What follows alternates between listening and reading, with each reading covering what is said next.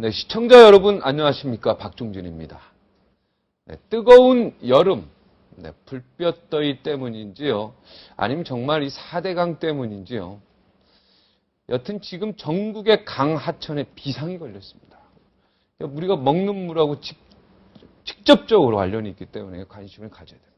하지만 이 와중에서도 우리 정치권에서는 누구 하나 여기에 관심을 보이는 사람이 없습니다.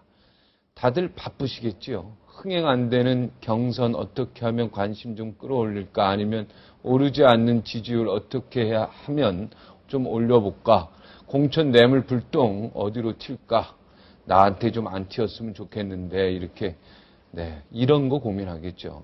네, 국민들 지금 물 걱정해야 되는데. 이러니까 기성정치권이 싫다, 제3의 인물로 자꾸만 국민들이, 네, 기대를 이렇게 옮겨가는 것 같습니다. 우리 식수인 강에 비상이 걸렸습니다. 오늘은 특별히 강과 하천에 심각한 녹조 문제를 좀 짚어보겠습니다. 시청자 게시판에요, 이거 짚어달라고 캐더란마의 요청을 강력히 해왔습니다. 저희가 이 부분 받아들였습니다.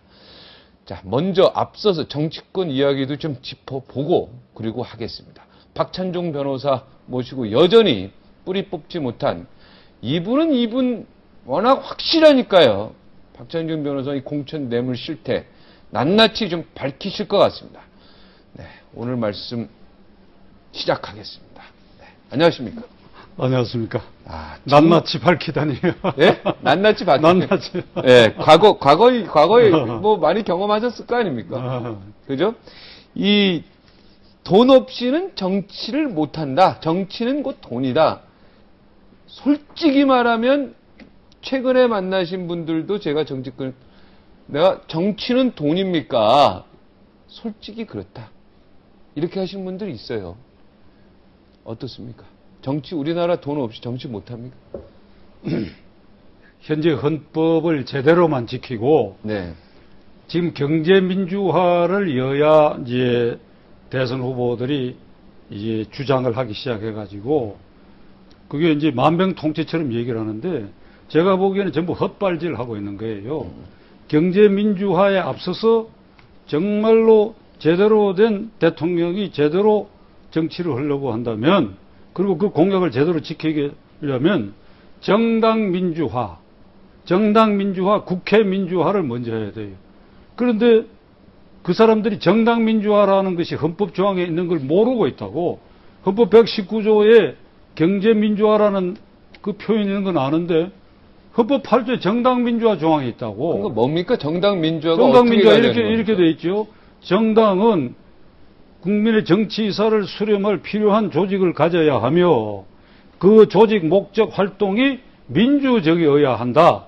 공천을 비롯해서. 네. 그러니까 민주적이어야 하는 것은 국민이 주인이라는 뜻이고, 그 정당 민주화의 핵심은 각급 후보의 공천이고, 그 네. 공천은 민주적 절차를 따라야 되는데, 민주적 절차라고 하는 것은 투명하고 공개적이며 공정한 것을 말하는 것입니다. 네. 그러니까 이것을 지키지 못하는 사람들이 1인 또는 소수의 기득권자들이 지배하는 그 정당 틀을 가지고 거기서 대통령이 솟아 나온다면 그게 국회도 민주화되어 있지 않고, 다른 말로 한 말이 패싸움이라고 하는 여기에 네.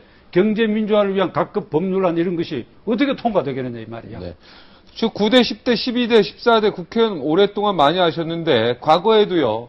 더 심했죠, 이 공천 헌금은요. 그것은 이렇게 보시면 됩니다. YSDJ 시절에 체육관에서 대통령 뽑을 때는 야당 지도자들이 대통령 될 길이 막혀 있을 때 아닙니까? 네. 그러니까 야당의 소리는 오로지 국회에 한정되어 있을 그때의 선거 때, 이제 12대 선거 때 같은데 전국구를 헌금을 받았는데 그건 거의 공개가 됐어. 누구는 얼마나 했다. 그리고 그 사용처가 다 공개가 됐어. 모든 후보에 대한 기탁금과 선거운동비를 다 나누어졌어요. 그리고 당시 정권이 정치자금법도 없고 이럴 때니까 그거 하는 것은 손을 대기 어려웠다고. 네. 왜 그러니까 전두환 정권만 하더라도 자기들은 무소불위한 권한을 휘두르고 돈을 마음대로 주무르는데 야당이 그 찔끔찔끔 조금 그 사람들 기준으로 네. 조금 받는 거 다 공개해서 하는 거 손을 안 댔지요. 그 숨통은 열어준 셈이지요. 그러나 그 YSDJ 시대가 끝났어. 끝나고 나서 2000년 16대 국회부터 삼김이 사실상 퇴조한 선거인데 16, 17, 18, 19대 네. 이 네 번의 국회의원 선거를 거치면서 그 파벌 정치가 그 당시에 군사정권 아래에서는 불가피했던 측면이 있었던 것인데 이게 아름다운 것인 줄 알고 그 답습을 하다가 아주 악성 파벌이 형성되고 거기서 공천을 팔아먹는 현상이 생겨가지고 오늘날 새누리당과 민주당이 똥바가지를 뒤집어 쓰게 됐지. 과거보다도 지금이 더 엉망이다 이런 얘기네요. 물론이지요.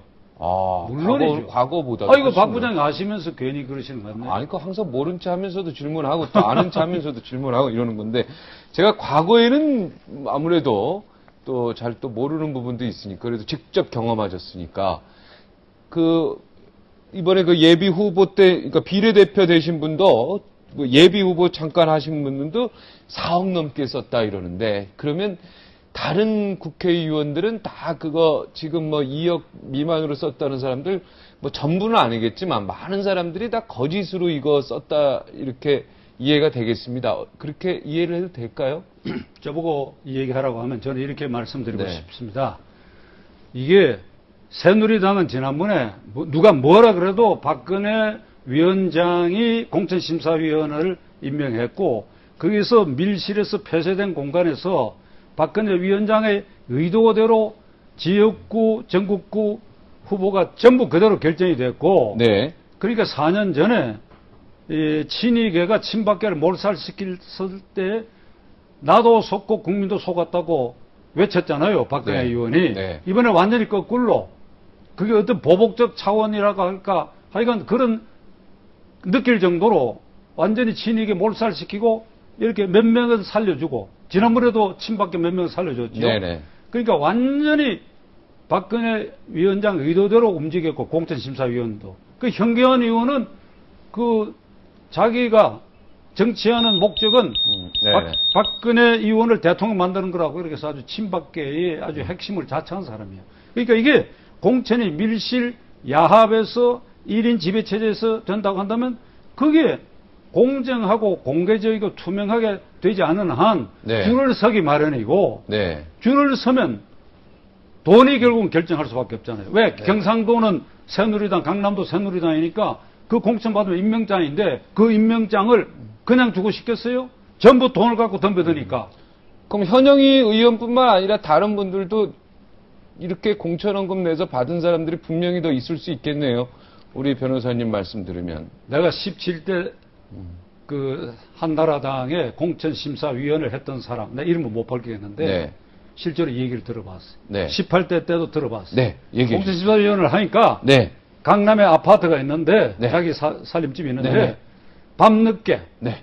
새벽에도 들어가고 회의하다 보면 네. 그러니까 아파트 문에 나타나면 네. 어디서 있다가 나타난지 두세 명이 자기를 따라 붙어갖고 위원님 또는 위원장님 네. 이라고 말씀드릴 게 있다고. 그 집에 데리고 들어가서 보면 나는 어느 구역인데 나는 이렇게 해서 이게 탈락할 위험이 있으니까 구제해달라고 그러고. 네. 그리고 나갈 때 큰 덩치를 두고 나간다 이게. 이게 뭐냐 그러니까 제 성이라고 그러고. 네. 그게 오늘 실태야. 네. 그러니까. 실제로 그런 고백을 다 받으셨군요. 17대 때, 18대 때. 내가 여기서 이름을 공천. 이거 이름 밝히지 마시고요. 이름 밝히면 그 사람 또 여기 또 수사 들어옵니다. 예. 네. 그렇죠. 그러니까 우리 정치 문화가 네. 이제 6.29 이후 이 직선제 개헌이 통과되고 난 이후에 이 금년이 25주년이야. 네. 국회의원 선거 7번 치르고 연말에 6번째 대통령 선거를 치르는데 민주화의 내용이 진전돼 가야 하는데 네. 아주 악성, 계보정치, 동공천, 밀실, 야합 이것만 점차 악성으로 축적돼 갔다 이거야. 네. 17대, 18대도 그렇게 했으면 바로 전이 18대였으니까요.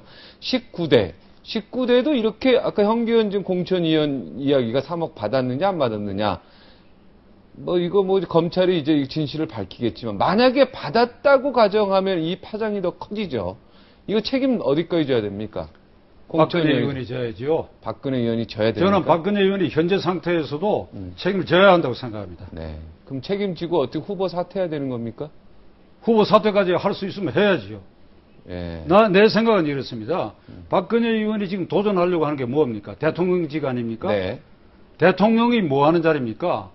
헌법 66조에 국가 원수로서 헌법 수호의 책임을 지는 자리입니다. 헌법 네. 수호 책임 뭔가 하면 정당 민주화에 대한 헌법 수호를 해야 됩니다. 헌법 8조에 정당의 조직 목적 활동이 민주적이어야 하는데 공천 등이 이와 같이 비민주적으로 했다고 하는 건 지금 이미 들통이 났지 않느냐. 이게. 네. 3억을 먹었느냐 더 먹었느냐 하는 건 지역적인 일이야. 네. 현재 상태에서도 이게 비민주적으로 된 것이 완전 들통이 났다. 이게. 그럼 민주당도 50보 100보 마찬가지예요. 네. 그러면 어찌 해야 되느냐. 대통령은 이 정당을 해산을 해야 돼.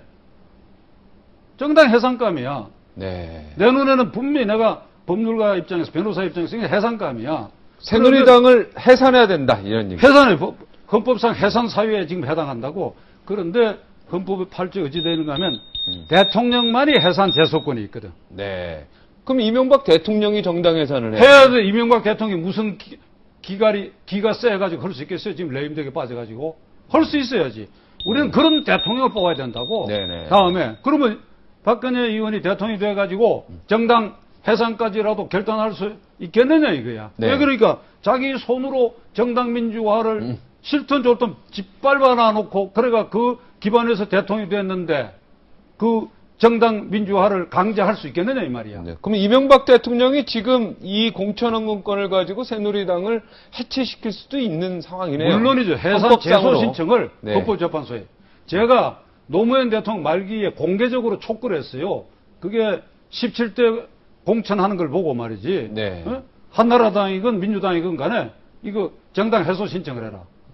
그 노무현 대통령 내가 개인적으로 꼬마 민주당도 같이 하고 네, 같은 잘 아시죠. 잘 아는 정도가 아니라 변호사도 내가 선후배관이고 네. 그래서 속으로 당신은 동키호테니까 네. 이거 한번 정말 제대로 해라. 네. 이게 이런 정당 이놈들 한번 이래갖고 버르장머리를 고치라고 내가. 네. 근데 청와대 못했죠. 못하더라고. 그러니까 자기가 속한 민주당도 있으니까. 근데 공천위원 한 명이 이렇게 돈을 받는다고 해서 이렇게 막 비례대표 순서도 이렇게 할 수 있고 막 그렇게 힘이 막강합니까? 공천위원이 여러 명이 있는데 여기. 여러 명이 있어도 거기 핵심은 결국 박근혜 새누리당 경우는 측근. 지배 아래 있고 저는 말이죠. 이 비례대표제 이거 없애야 돼요. 이 폐지해야 된다고. 이게 직능대표라고 그러잖아요. 네네. 직능대표. 현영 의원이 무슨 직능대표예요? 그 지금 다 마찬가지예요. 이게 그 진보당에서도 사고 냈잖아요. 네. 그러니까 직능대표라는데 박 부장 생각해보세요. 우리나라 지금 직업이 2만 개입니다. 네. 2만 개에 50개의 국회의원 자리 놓고 여야 나눠갖고 무슨 놈 직능대표입니까? 네. 이거 대통령 책임제 아래서 이렇게 운영하는 전국구 제도 없어요. 이거 폐지해야 돼요. 네. 이게 내 소신이에요. 네. 부조리의 씨앗이 되죠 또. 부조리 씨앗이고 이것이 그 부패의 온상이고 그래 뽑힌 국회의원들이 그게 국회의원이라고 인정해 줄 수 있나? 네. 지금 우리가 새누리당의 이 공천원금 얘기하지만 다른 당도 자유롭진 못하죠. 지난번에 민주당은 한명수 네. 대표의 최측근인 사무부총장이 억대의 공천관계 돈 먹고 지금 감옥에 있잖아요. 네. 자유선진당도 마찬가지고 지금 현재 그 박선영 의원도 용기 있게 발언했지요. 나만 돈 한 푼도 안 내고 돼가지고 전부 해산감이야. 전부 해산감이야. 전부 해산감이야. 그러니까 이 해산감에 정당에 발을 디딘 대선 후보나 이 사람들이 정당 민주화는 이 얘기 안 해요. 헌법 8조의 정당 민주화거든. 네. 근데 경제민주화 조항은 그보다도 111조 뒤인 119조에 있어. 네. 앞에 거 안 지키면서 맨 뒤에 걸 끌어다가 경제민주화를 이루겠다고 하니 그게 진정성이 있느냐 이 말이야.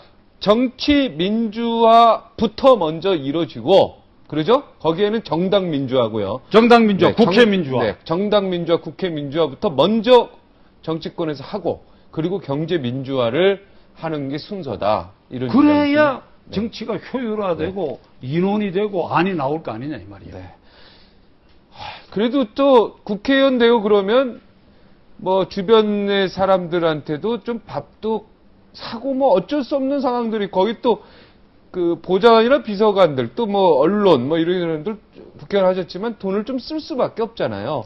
그런 돈들이 어떻게 되면은 부조리를 또 일으키는 원인이 되는 거 아니겠습니까? 밥 한 끼 요즘에 아무리 그 라면 먹는다고 해도 지금 이렇게 말하는 것에 네. 대해서 저는 말이죠. 네. 박 부장 생각이 아니고 일반 여론이죠. 일반 말씀하시는 여론. 것이니까 그렇죠. 네. 내가 아주 심각한 반발을 느낍니다. 네. 우리가 지금 복지는 네.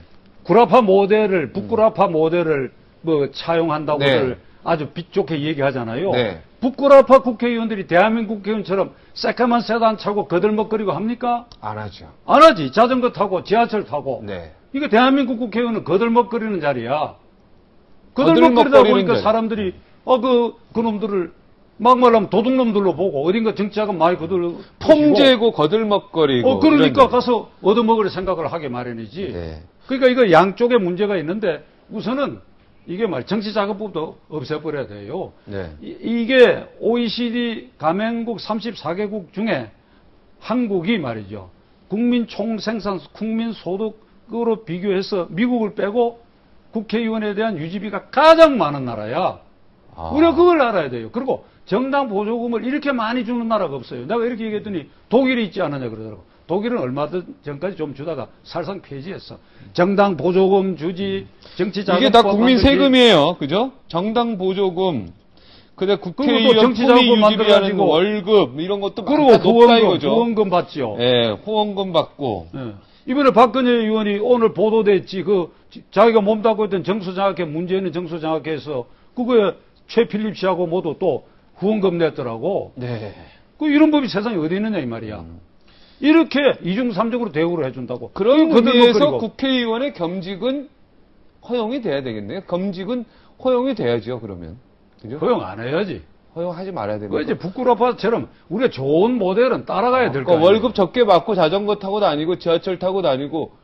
그 자원봉사자라는 심정으로 일을 해야지. 네. 혹시 뭐 또 국회의원 하면서 우리나라는 그 뒤에서 아니, 또 명지대학교 몽둥이로 치고 또 이렇게 하고 뭐 반대하는 사람 뭐 그렇게 아니, 하면 명지대 어떡합니까? 김영준 교수가 얘기했잖아요. 특권 누리고, 이권 해먹고, 그러면서 싸우고, 국회 안 열고, 이게 네. 대한민국 국회의원이 되거야. 네, 알겠습니다. 자, 그래서 지금 물밑에서 제3의 세력들을 보고 계시다면서요. 안철수 원장을 중심으로 하는 겁니까? 박찬종 변호사를 중심으로 하는 겁니까? 어떻게 되는 거예요? 제가 나서서 사람 모은다고 사람이 모아집니까? 제가 무슨 장기가 있다고? 지금 새누리당 주류로부터 발길질 당해 쫓겨난 사람인데, 네. 패족 신세가 되는데 내가 나서 사람 모을 수 있어? 네. 아니에요. 나 모은 일도 없고, 네. 뜻 있는 사람들이 이렇게 모은다고 하는 그 상황은 내가 알고 있어요. 네. 그러니까 정치에 발을 담그지 않았던, 그리고 폴리패스가 아닌 진짜 교수들, 진짜 나라를 생각하고, 장관이나 국회의원 할 생각이 없는 그런 교수들이 진짜 나라를 생각해서 이 새누리당과 민주당, 이 기득권 정당들이 이렇게 만들어 놓은 이 퇴폐적이고 황폐화된 정당 정치, 이것을 뭔가 갈아엎어서 새로운 것을 만들어줄 그것이 안철수 현상이니까. 네. 그 안철수 현상을 담을 그릇을 이제 만든다고 하는데 거기에 안철수 교수도 그 링에 올라가야 된다. 네. 그럼 박찬종 변호사도 오르면 어떻게 했느냐 이러는데 요거에 있으면 나도 오르겠다. 네. 요런 것이지 내가 주도해서 만들고 그렇게 할 수는 없지요. 네. 그냥 안철수 원장 혼자서 꽃가마 타고 가는 거 이거보다는 링을 마련해서 링 위에 올라가서 박찬종도 올라가고 안철수도 올라가고 여러 사람 제3의 세력이 올라가서 거기서 경선이랑 이런 걸 통해서 한 사람을 뽑는 게 더 모양새가 좋다 이런 얘기십니까? 그렇게 그런 이해하면 뜻인데 되겠습니다. 네. 제가 안철수 교수에 대해서 이 공개 방송을 통해서 드릴 말씀이 있어요. 저는 만나본 네네 드리십시오. 네, 제가 하십시오. 만나본 일도 없고 네. 그런데 안 교수께서 대통령을 할 의지가 확실하시다면 그 링에 올라오라 이거예요. 지금 안철수 교수를 팔아먹는 사기 집단들이 100여 개가 있어. 네. 지금 이 국민후보 초대 연합은 그런 분들이 아니에요. 그 링에 올라와서 두 가지 검증을 받아야 돼. 네. 먼저 정책 검증을 거기서 받아야 돼. 왜 그러니까 이게 얼마나 어렵고 힘든 나라입니까? 그런데 그냥 젊은 아이들 앞에 나와가지고 나는 너희들을 위하려고 했는데 너희들이 말이지 등록금이나 취업하는데 얼마나 힘드느냐. 나는 너희들 사정을 잘한다. 나는 상식대로 모든 것을 하기를 바란다. 그리고 평화, 복지, 정의, 사회가 돼야 된다. 이거 갖고는 대통령 노릇을 못해. 지금 내가 얘기한 대로 정당 민주화를 어떻게 할 것인가? 네. 대통령이 되면 정당 해산할 그런 배짱을 갖고 있는가? 그리고 경제 민주화의 내용은 확실히 어떤 것인가? 그 최태원 씨 문제 같은 거 그런 것도 그 링에 올라가서 내가 대통령으로서 구체적으로 뭘 어떻게 하겠다 하는 걸 그 정책 검증을 받으라 이거야. 네. 그 검증을 받는데 나처럼 온갖 욕을 얻어먹고 상처투성인 박찬종이 같은 사람의 의견도 참고할 만하다고 나는 생각한다. 그런 점에서 나는 그 링에 올라오라 그런다면 그런 뜻에서 내가 올라오겠다는 것이죠. 그가 동시에 그 개인의 사적인 것도 거기서 검증을 반드시 받아야 된다. 이걸 나는 오늘 안철수 교수에게 공개적으로 말하고 싶은 것입니다. 네. 그러니까 정책도 한번 검증을 받고 한 번이 아니라 네. 그걸 중심으로 네, 받아야 돼. 받아야 되고 개인적인 사적인 여러 가지의 문제점도 검증을 거기서 받고 그래서 일단은 한번 다져진 다음에 그리고 나서 뭐 야당 통합을 하든 뭐든 이렇게 해야 된다 이런 얘기죠. 절대로 네. 기성정당에 가면 안 된다고 나는 생각합니다. 기성정당하고 야권 연대에서 안철수 원장이 하는 것은 절대 반대다 이런 얘기죠. 모르죠. 안철수 교수가 대통령 후보로 나서서 어떤 구체 정책을 발표를 했고 그것이 국민 눈높이 안철수 현상에 부합하는 것인데 민주당이 백기를 들고 투항해 오면 몰라도 네. 거기 가가지고 민주당의 족쇄에 걸려서 당신 대통령 하라고 하는 것 해버리면 그 민주당이 그 대통령 발목 잡고 지금 제가 예를 들은 그 정당 해산 제소 신청 같은 거 네. 그거 할 수 있겠어요?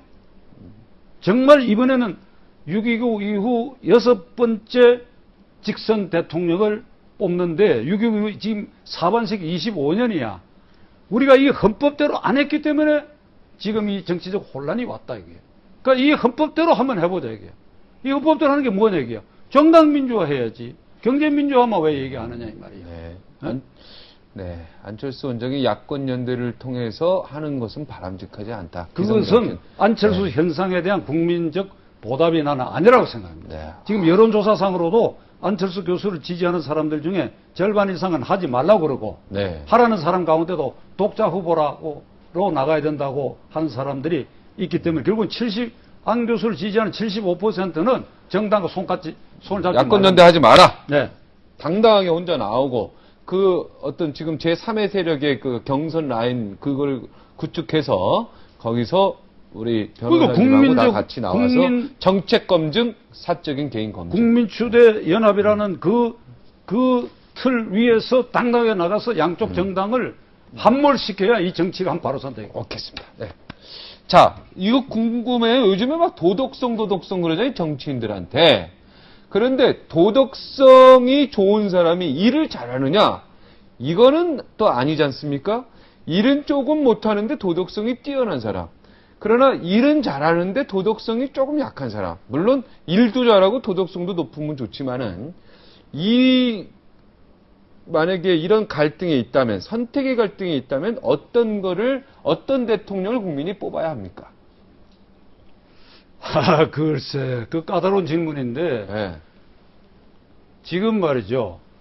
백마를 타고 태극기를 휘날리면서 네. 무지개 타고 내려오는 지도자는 없습니다. 네. SNS 시대에 완전히 까발려져 가지고 네. 온갖 흠들이 다 드러나요. 네. 그러니까 영웅 대망론이라고 하듯이 지도자 그런 백마 탄 기사 지도자는 탄생할 수가 없어. 그런 적들은 다 흠이 있다고. 문제는 그것을 어떻게 극복했느냐 도덕적으로 나는 그것이 중요하다고 생각해요. 나는 아무것도 안 했다. 그러니 나는 깨끗하다. 좀 외람되지만은 안철수 교수는 지금 그런 상태야. 네. 그 어떤 의미에서 그건 위험할 수도 있어요. 네. 실제로 이 정치판이 똥구대기면 그 똥구대기에 손발을 담가보고 나서도 깨끗해졌느냐. 그 깨끗해질 수 있다면 그건 도덕적으로 깨끗해진 것이요. 그런 사람은 나는 정책도 잘 집행할 수 있으라고 본다. 이게. 네. 네, 말 이해를 하시겠어요? 네. 갑자기 똥무대기에 나오니까 거기에 집중하다고. 네. 무슨 말씀인지 이해는 됐습니다. 알겠습니다. 그렇죠. 도덕적으로 어떻게 인간이 그렇게 깨끗할 수가 있겠습니까? 그죠? 그러니까 더러워졌더라도 그것을 어떻게 깨끗해진 과정을 거쳤느냐 네. 하는 것이 나는 중요하다고 네. 봅니다. 똥무대기를 어떻게 재활용을 할 수 있느냐? 그렇죠. 재활용. 그죠? 깨끗하게. 왜 그러면 그 같은 과오를 두 번 다시 반복하지 않을 가능성이 있지 않느냐. 네. 오늘 우리 변호사님 지금까지 출연하신 중에 가장 멋진 하루가 아니었나 저는 개인적으로 생각합니다. 아, 그렇습니까? 네. 아유, 감사합니다. 우리나라 정치가 가야 될 방향, 이 나라 국가가 가야 될 방향, 그리고 안철수 원장은 반드시 오늘 이 프로를 봐야 될 것 같다는 생각을 들었습니다. 네, 본인이 고민 많이 하실 텐데, 네, 오늘 박정준 변호사님의 이 고견을 잘 들으시면은 큰 도움이 될 것 같습니다. 제가 안철수 교수를 개인적으로 만나보고 싶어요. 네. 그런데 하도 많은 사람들이 그 달려붙는다 그래서 네. 내가 안 만납니다. 그래서 네. 공중파를 통해서 당당하게 내가 건의하는 겁니다. 네, 지금 이 자리에서 만나고 싶습니다. 해도 되죠?